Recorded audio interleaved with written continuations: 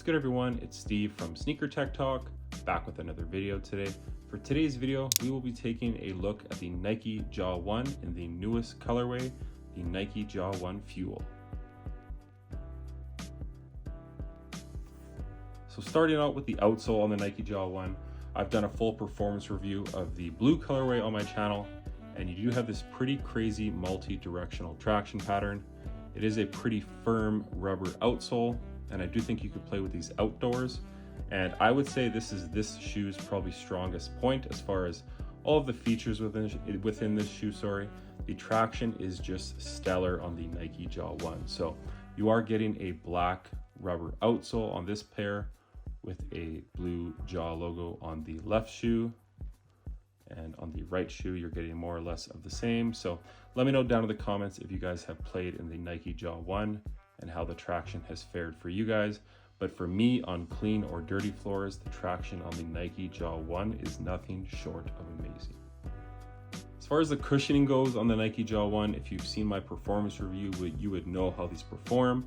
So with this shoe here, you are getting a very lightweight Phylon midsole. It is pretty fluffy and it does offer some nice compression throughout, but it's really nothing special. It will break down over time. And then in the forefoot, you do have kind of a stick tape of gum zoom airbag right across the ball of your foot. So you do have some nice impact protection directly under your forefoot. But other than that, that's all you're getting within this shoe. Keep in mind though, the shoe is 110 USD, 145 here in Canada. So it is a budget friendly shoe. It is Ja Morant's first shoe, but that's what you're getting for the cushioning setup. It's a very close to the ground feeling cushioning setup, having that bit of impact protection at the forefoot, and then that Phylon running throughout the midsole. So nothing great, nothing terrible. It's good for what it is, and I do think this is a very budget-friendly shoe for a ton of parents, for young hoopers. This is probably going to be a shoe that you see on a lot of kids' feet in the upcoming season. So as far as the cushioning, in my opinion, they do get a pass, but they're nothing special in the Nike Jaw 1.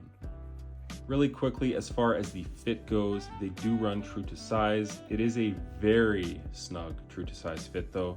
My size, 10.5 here, my toe is basically directly at the end of the shoe. I honestly think I would have a better break-in period with the Nike Jaw 1 if I went to a size 11, but I do really like that snug 1-to-1 fit, so I did opt to go with a size 10.5 again. So true to size if you have a regular foot. If you have a wide foot, you can see this toe box right here. It does curve in pretty sharp at the toe. So I would say go up half a size right off the bat. If you are a wide footer, go up half a size and you should be good to go in the Nike Jaw 1. Again, a very snug 1-to-1 fit. It does have a traditional lacing system at the top here where it is punched through the upper. And then there is a hidden lacing system on the bottom couple eyelets, So overall, it does lock your foot in really nicely with the lacing system. And as you can see here as well, this toe box, there is no extra volume. It tapers down right to your toes. So there's literally no wiggle room within this toe box of the Nike Jaw 1. So as far as the fit goes, true to size, up half a size if you're a wide footer. As far as the materials go, for me, this is the biggest sticking point with this shoe in my opinion. It's nothing that I'm a fan of. You're basically getting a very cheap mesh here and then a very much synthetic leather material. Now once this material breaks in, it performs great on court, but just for a signature athlete's shoe, I think it's very cheap. But again, keep in mind that it does perform nicely. So if you can get past the overall feeling of the material, then it's not a huge deal. But for me, just playing in a ton of elite signature athletes shoes, and Ja Morant is an NBA All-Star, I do think they did cheap out, but again, it does perform nicely. You also have some fuse rands here at the top eyelets for some extra support. And then this leather portion here at the toe is a little more extra rigid. It almost feels like there might be some fuse overlay or underlays underneath this synthetic leather. And then right here on the lateral and medial side, you do kind of have these forefoot stabilizer straps for kind of hugging your foot with that synthetic leather. So overall, nothing special at the back. You do have this screen see-through mesh also. So Nothing special, but it gets the job done as far as the performance on the Nike Jaw 1. I will mention that as far as the breathability and the lightweight nature, this shoe is very good. It is very breathable. This mesh does not trap in air at all. So my foot does not get hot in the Nike Jaw 1 at all. And it is a shoe that I have been going back to a lot in the Nike Jaw 1. So let me know down in the comments if you guys have played in this shoe in any of the colorways and what you guys feel as far as the performance goes within this basketball shoe. As far as the support goes in the Nike Jaw 1, it's nothing special, but it definitely gets the job done. So this is a low cut basketball shoe, as you can see here. It does sit very low on your ankle. And then the support is within the back of the shoe. It is an internal heel counter and it is super rigid. So that's really doing a great job on locking your heel within the back of the shoe and preventing from having any heel slip, so you do have that internal heel counter. Moving your way forward, you do have these lateral and medial straps. So when you do crank those laces down, it does wrap around your foot, kind of acting like a seatbelt. So on those hard lateral cuts, it is going to keep your foot within this basketball shoe. Moving your way to the bottom, you do have a small plastic TPU shank plate.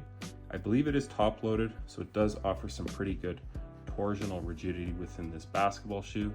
So this shoe doesn't have any crazy support features, but honestly, once you have this on foot and you're playing in it, it's not bad at all. I had no issues, and I have had some plantar fasciitis issues in the last couple months, hence why I haven't been able to put out a ton of performance reviews.